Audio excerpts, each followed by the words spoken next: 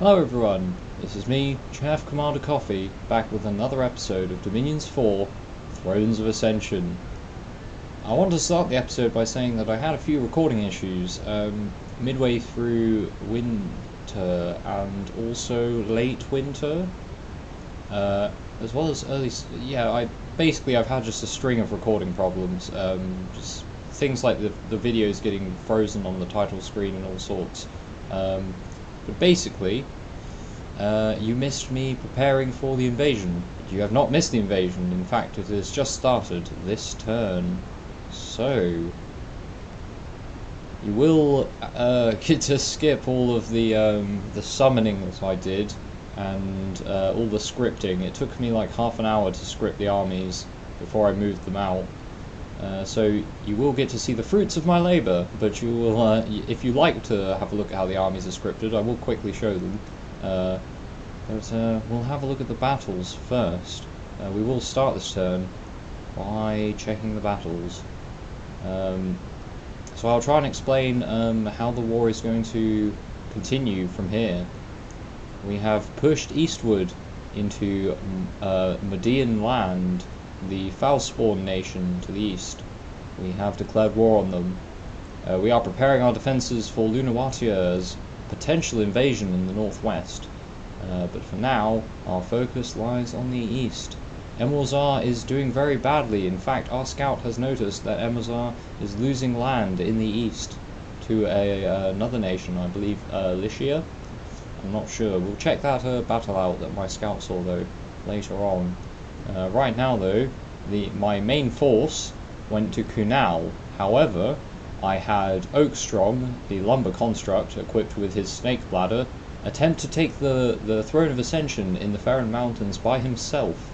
So we'll have a look at that battle first. I hope there's no recording issues this time. I will make sure before I end the turn. So it appears as if a load of Foulspawn have jumped on top of Oakstrong, and he is currently poisoning them with the snake bladder stick. And he's cast Barkskin on himself. And then Eagle Eyes. There's Sleep Cloud. Oh yes. Oh, there is quite a lot of barbarians here.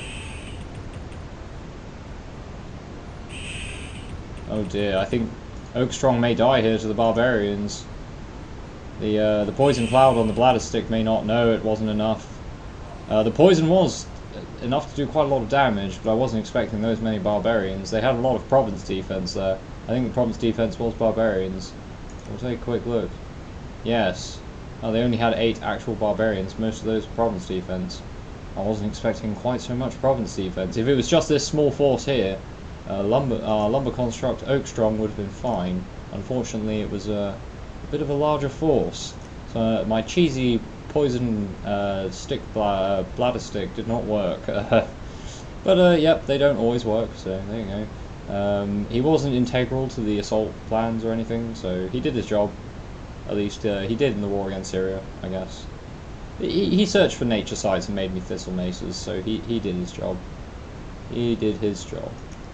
Now, there is the main battle in Kunal. This is where my entire army, and as you can see, yes, this is the army of Saltnoham in full force, invading the east. Well, and there is no one to defend the province. So, yes, thankfully I did have my wizards on conservative magic usage, so they shouldn't use any gems.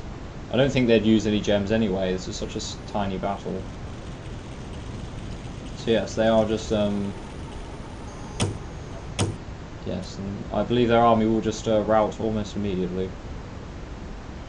They're casting all sorts of spells. They're casting exhaustion and fire darts. And they begin to flee.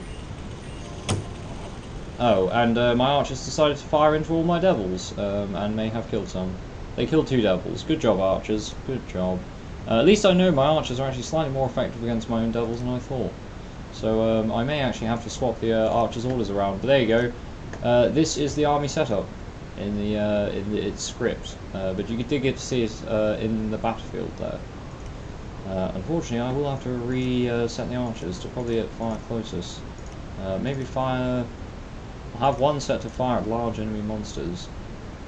Maybe I'll set this small squad to fire at large enemy monsters, and then I'll have the rest set to fire closest.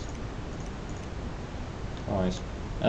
So yes, the invasion has begun, so let's not waste any time. They did build a castle as well on the Farron Mountains, so I'm going to have to keep an eye on that. I do have some plans about how to advance from here. Now, because this is a Throne of Ascension, I would like to capture it, so I think Solve may be, well, he may solve the issue. We found a magic site here, the Well of Darkness, 3 death gems. Now, this will come in very handy with something I intend to be doing from now on. So yes.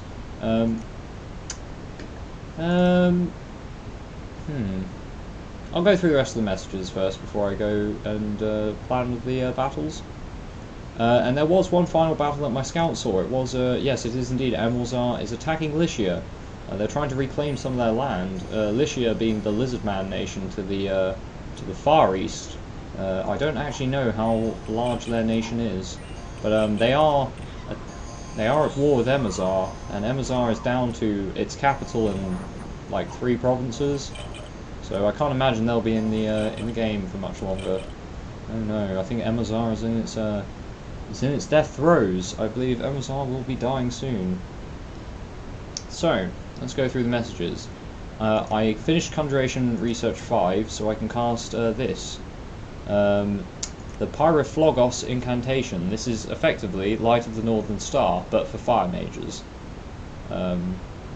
I may need to use this in a large pitched battle to increase the power of my fire mages, but I won't be just using it randomly, since it will knock out whoever casts it for probably the entire battle.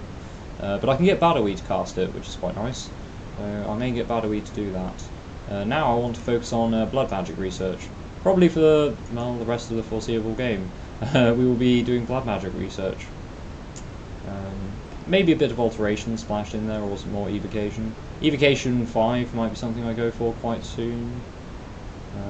Probably would be a good idea, but right now we'll do some blood magic research. Pandalreos has claimed the Throne of Might. Interesting. That may not affect us at all, and you'll see why fairly soon. We are casting some magic site searching, and we haven't looked like we've found anything. Ah, we found one magic site in Epernia. We found Vale of the Silver Castle. Provides 200 supply points, brings 40 gold per turn, and increases growth. I am blood hunting here, actually. Or occasionally I am. I will start blood hunting again. So I'm not disappointed. That is, and 40 gold. 40 gold per turn is always good. So yes. Not the most. I maybe prefer nature gems, but not a bad site. Better than a farm of plenty, that's for sure. And we didn't find anything in Voice of Aptitude, so that was the only the only site we found this turn. Now, we're still binding Frost Fiends with my water mages here, or one of them is. 2 of them are casting Voice of Aptitude to search for water sites, one of them's forging water bracelets. Just so that we have some more in storage ready to use. The other thing we summoned was a Revenant. Now, Saladar, we must have actually successfully bid on him. I did have to rebid on him. He was quite expensive as well, but the reason I did it was because we do have some Death Gem income, and now we have even more, having captured that new 3 Death Gem site, which is very good. Saladar has 2 Death Magic, and 2 Death Magic is enough to do a lot of Death Magic.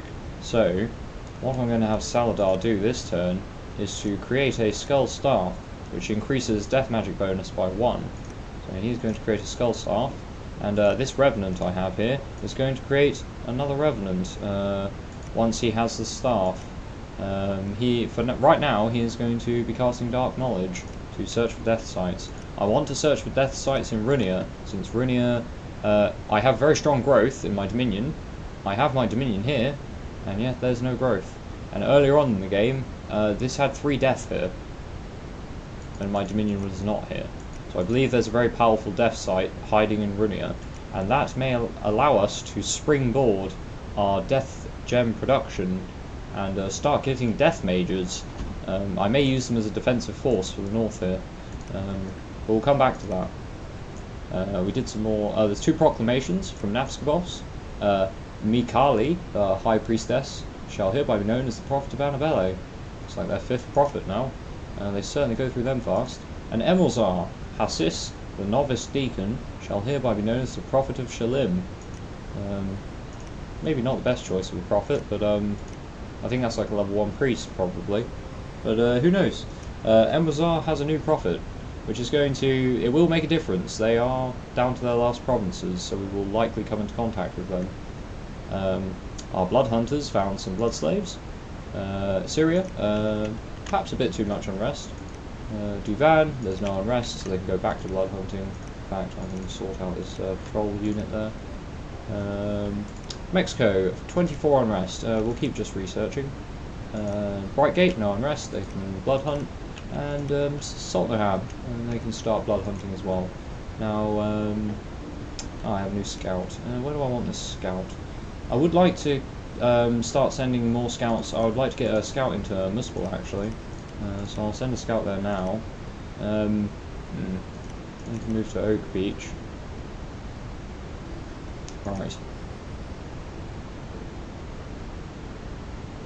I don't think I have any other blood hunting provinces that I need to check. Oh yes, I did have a bunch of wizards here. Yes, I need to move to Exobothia. Yes. And these fire mages, they need to start moving to Exobothia as well.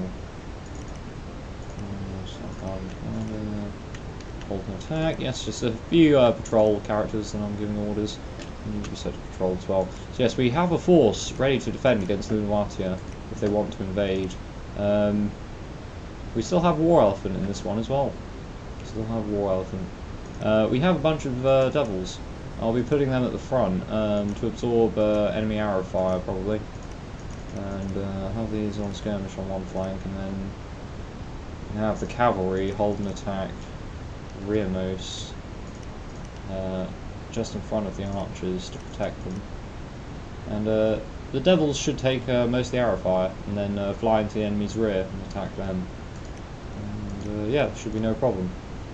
Alright, that was just some quick scripting for our defense force. Nothing serious. An unexpected event has occurred in the black. A treasure has been found. And yes, this is a very good treasure. Not only did we get 1,105 gold, and we got 4 fire gems, 2 air gems, 2 water gems, and a staff of elemental mastery. And a staff of elemental mastery is a very, very powerful item, and I know just the person who's going to use it. It's my mage here, Ahmad. Now Ahmad was a very special Paramount Sun Pontifex. He randomed both an extra fire magic and a 10%, and he got water magic as well. So he will be getting the Staff of Elemental Mastery, improving all of his magic schools, his elemental ones, by 1. And now, because he has that, he can forge a Robe of the Sea, which will boost water magic further. So that was an incredible find, actually. With him, I can now really boost my water magic in my nation. So that was actually an incredible event, and it just goes to show how useful having luck scales is. This is an amazing item. Like, you're not disappointed to find this item on any nation. Any nation, it's good. But I have particular use for it right now. Of course, anyone will find particular use for an item of this power. It's very, very strong. An unexpected event has occurred in Kratas. Crystallized urine from a magical beast has been found in the melting snow. 6 nature gems. Yes. Shouldn't eat the yellow snow, but you might find nature gems inside of it. So there you go. Something to keep in mind. Filthy brigands. Yes, we killed some filthy brigands as well. Now, because I found this Staff Elemental Mastery, once I've created the Robe of the Sea and equip Ahmad with it, he will actually be able to forge more staffs of Elemental Mastery. He will be able to forge more of these. So I can now have a... Well, I can basically forge as many of these as I need to boost my mage's magic capabilities. So yes, we have access to probably one of the most powerful magic boosters in the game, aside from like Rings of Wizardry, which I don't actually have astral magic in this nation, so it's going to be very difficult to get one of them. But yes, we can now get Staves of Elemental Mastery, very, very powerful items. And we will be building a few of them where possible.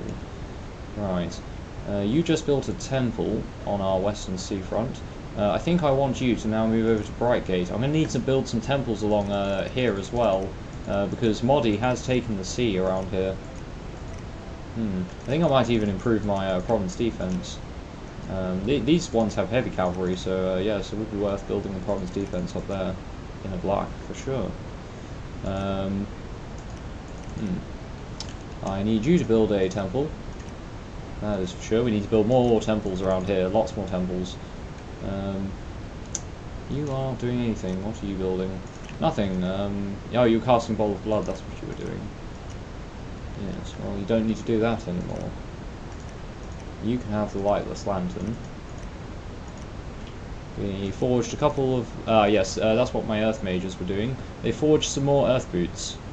I think we actually have... Yes, we have a Dwarven Hammer in spare as well. So I actually might have all of them, just cast Gnome Law.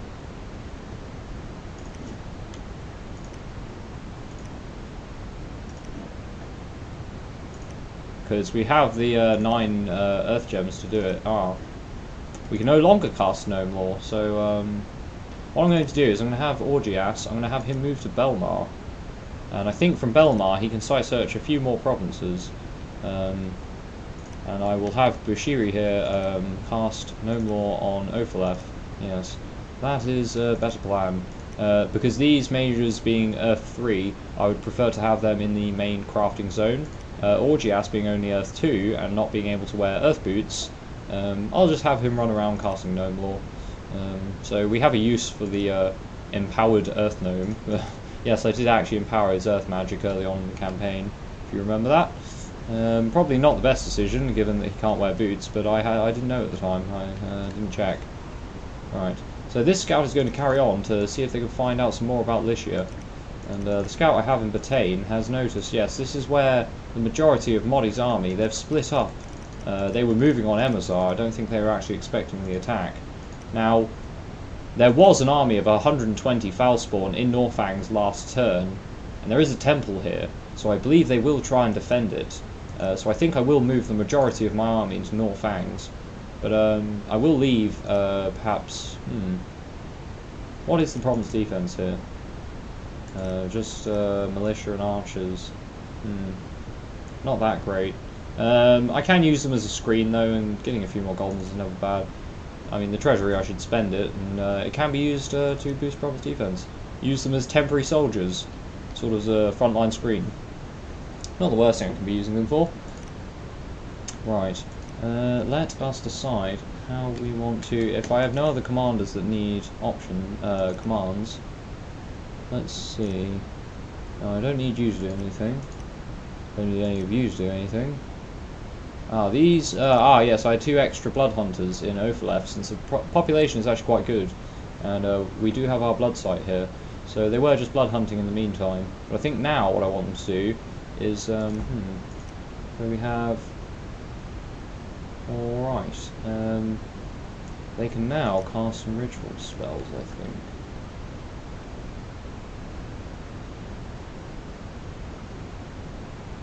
I don't think they can Bowl of Blood any so... we could Bowl of Blood in Kunal. Could you cast Bowl of Blood? No, you can't cast Bowl of Blood anywhere else. So you can instead...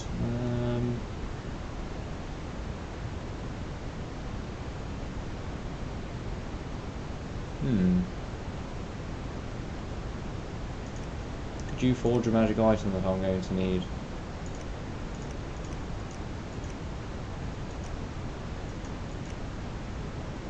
They do have Blood Magic 3. What Blood Magic 3 items can I forge? I think this Half-Life is a Blood... Yes, it is Blood Magic 3. It is Reinvigoration 10, which is quite powerful. The Bloodstone. Yes, we can make some Bloodstones for sure. Yes. Right, you can be given a Dwarven Hammer, and you can take those Boots of Youth off right now. And you can have... oh, sorry, I put them back on. You can have some Earth Boots. And you can forge some Bloodstones. Bloodstones are a way of empowering, I believe, blood magic? No, they're earth magic. So your earth mages are stronger when they use these, And they also get temporary earth gem. This is the only way to get temporary earth gems, I believe. So blood and earth is a very very useful combo to get for magic. I don't have enough earth gems to craft it though. We're going to need to alchemize some astral pearls to earth gems, and then we can forge it. But we do want to forge some blood. No, it requires even more. You have the dwarven hammer, so that reduces its cost by 2. And I have 8 earth gems, so why do you need more? Why do you need more? I'm confused. I do want this mage to forge a lot of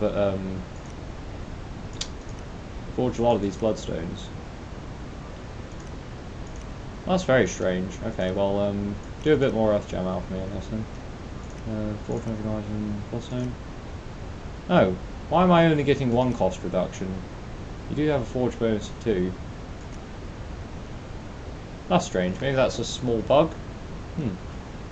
That's very strange. Oh well. So yes, we're going to start forging some bloodstones as well. Oh man, I'm getting so many magic boosters now. I'm not going to know what to do with them. So many magic boosters, and we're even breaking into death magic as well. So so many. Our magic is really scaling quite quickly.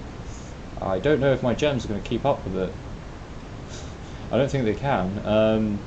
The only thing we really can spend all our gems in is water magic, and well, I mean, there are ways I can spend our water gems for sure. Robes of the Sea is one of them. I can build loads of Robes of the Sea and just send all of my water mages into the ocean to capture provinces for me.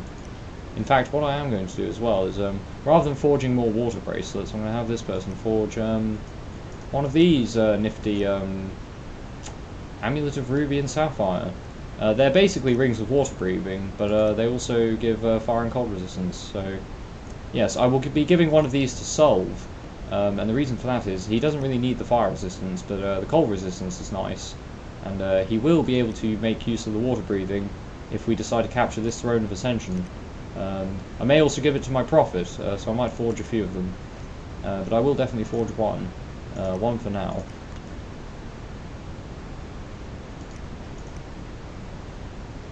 Now the Robes of the Sea do give water breathing as well, so I don't need to forge them for my wizards, so I can just use the robes. But since Solve has no water magic, there's no point giving him the robes. I may decide to give him some armor at some point. Armor of Souls is probably what I'm going to be giving Solve once he can craft it. So yes. Now is time to... so I have Hark here. They didn't actually attack going range, so Hark is now free to do as I command. Now I'm thinking the best thing to do is send Hark to Farron Mountains. I could send him to Kunal to defend, but I'm thinking I should send Hark to Farron Mountains with Solve. So Solve will bless the sacred units that he's with and him, and then Solve's demons as well should be more than a match for the defenders of that castle. And yes, devils will be very good at sieging a castle because they are flying and have high strength. So I think Solve will be fine. Solve should be fine to lead that force there. But I'm also going to give him the Goblin V. V has our Swordsman and Colossi Axeman regiment, which is here. They should be fine to help bolster in breaking a castle walls down.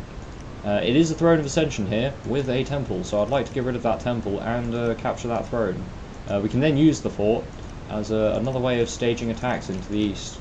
For the rest of the army, I believe the full force of the rest of the army is going to go to Northang's. Now I will be leaving Kunal open to being captured by the Modians here, so I may leave one commander without any mage support. I'm just deciding who would be the best commander for that.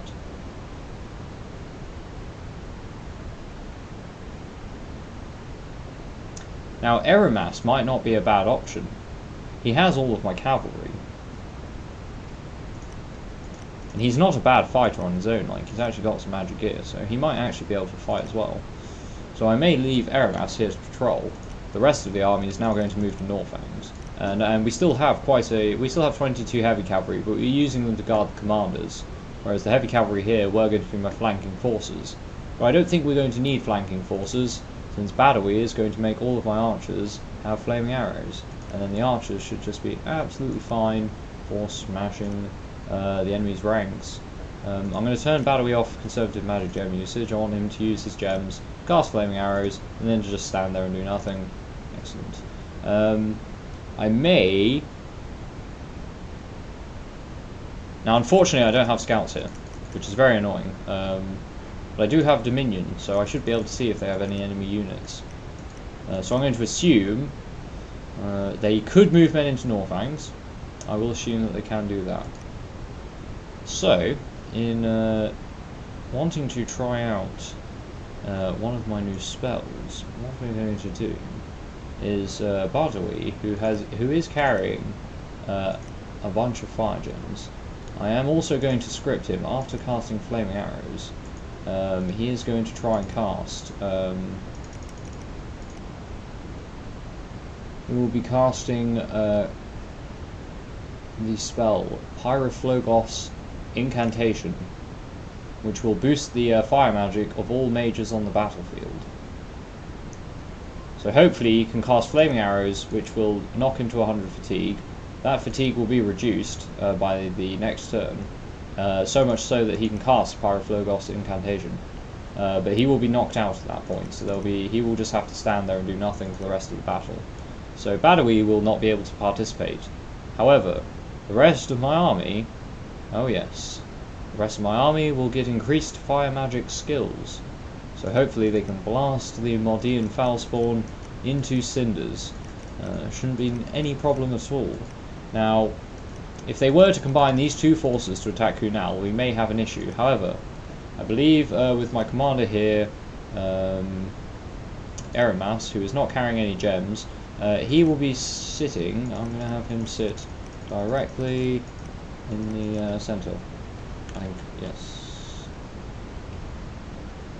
and just right at the back. Hopefully he does not cause the enemies to attack him. I don't think they will, but just in case, I'm going to be moving the devils just slightly away so that they don't burn him to a crisp with their heat aura. I do believe he has fireplay actually, so he may be fine, but I'll move him slightly away from him just to be on the safe side. The reason for this is if Modi decides to attack us and their attack resolves before ours, they'll trap us. Well, they won't trap us, but they will fight us in Kunal and we will smash them. But yes, our army won't move, so that's the reason I'm doing that. I think this scout would be better moving into Griffa. I want to see if Emilzar has an army here, or unless that's just an undefended province with a temple. Which, if it is an undefended province with a temple, then Modi's army here may actually go to Griffa and ignore Kunal, assuming that they can't win it, so they just leave. Right, I think that might be the end of this turn. So, just because I'm having a few technical issues recently, I won't be ending the turns anymore on the message screen. I'll be ending them prematurely on this screen, so that I have an option to check to see if the video actually recorded well, and if it did, then I will save the game and continue. If it didn't though, then I get an option to replay the turn and record it again. So yes, I will be ending the episode here. So this is our plan. Mostly it's just moving priests around on the mages and priests on the western side to reinforce my defences. Otherwise, we are in full swing of the invasion. No epic battles yet, I'm afraid. Our lumber construct Oakstrong did die to a mass of barbarians that I wasn't expecting, but never mind. It's not that much of an issue, to be honest. He did his job, which was to mostly find lots of magic sites for us. I'm just going to take one last look at our scripting. I think we're going to pull these men maybe slightly back, along with Hark. Yes, I did forget I needed to do that. That shouldn't... I think I might even put Hark at the back of the unit. He has quickness, so he will run ahead and do crazy things. So in fact, I'm going to put him in front of Solve, and he's just going to go mad. So yes, Hark's going to have some fun. But he's going to be off on the side, so you should be able to see him. So yes, watch out for my hero going crazy with a Hellsword. in the next episode's battles. It's going to be fun. It's going to be very fun to invade these kingdoms. Oh yes, we are well prepared, and it's good to finally use all of these units, this entire army. So, it's been me, Chaff Commander Coffee. Thanks for watching, and I will see you next time.